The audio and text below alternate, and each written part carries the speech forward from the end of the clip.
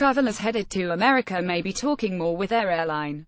The Department of Homeland Security will require carriers to begin asking U.S.-bound passengers additional screening questions on about 2,100 daily flights starting on Thursday. These conversations may include the purpose of a trip, whether a bag has been in the traveler's possession at all times, and other queries the government has not disclosed. For many U.S. airlines, the impact of this requirement is minimal because they've already been doing these types of interactions with U.S.-bound passengers on many, but not all, of their flights. Others have not. Many carriers, including Cathay, Pacific Airways Limited and Delta Airlines Inc., are telling customers flying to America to allow at least 3 hours before departure to navigate security. Emirates said the pre-screening interviews will occur at check-in counters for originating passengers and at the boarding gate for passengers transferring in Dubai to a flight to the U.S. The screening changes are part of a broader Trump administration effort to raise what the Department of Homeland Security calls the global baseline for aviation security, and was begun by former Homeland Security Secretary John Kelly. He was named President Donald Trump's chief of staff in July. It's also the latest in a series of moves by the White House to increase security protocols at airports. The DHS announced this summer that travelers to the U.S. would face additional screening, including a more rigorous approach to explosives detection of electronic devices. Carriers were given 120 days to comply with the mandate for additional verbal screening of passengers.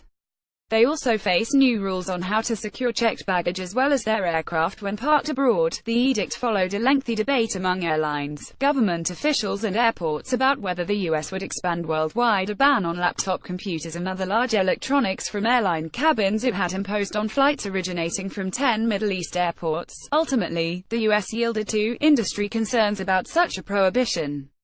Travelers would benefit if they knew that such policy changes are caused by specific vulnerabilities in aviation security. Airlines talks with customers are generally modeled after the type of interactions that Transportation Security Administration behavior detection officers have with passengers at airports, according to a person familiar with the issue. These officers' conversations attempt to detect people displaying verbal cues of suspicious behavior, excessive fear or stress, and then direct those travelers to additional screening. Since January, Trump has also been waging a court battle to ban travelers from various nations, originally focusing exclusively on several Muslim-majority countries.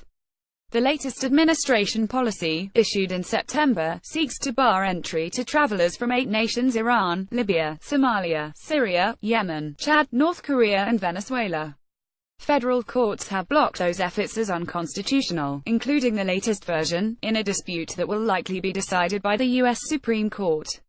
A spokesman for the U.S. airlines trade group, Airlines for America, said the DHS offered flexibility to help ensure that airlines remain compliant with a new questioning policy. The carriers continue to work with DHS officials to best achieve our shared security goals while minimizing the impact to the traveling public, spokesman Vaughn Jennings said. The U.S. Travel Association said travelers would benefit if they knew that such policy changes are caused by specific vulnerabilities in aviation security.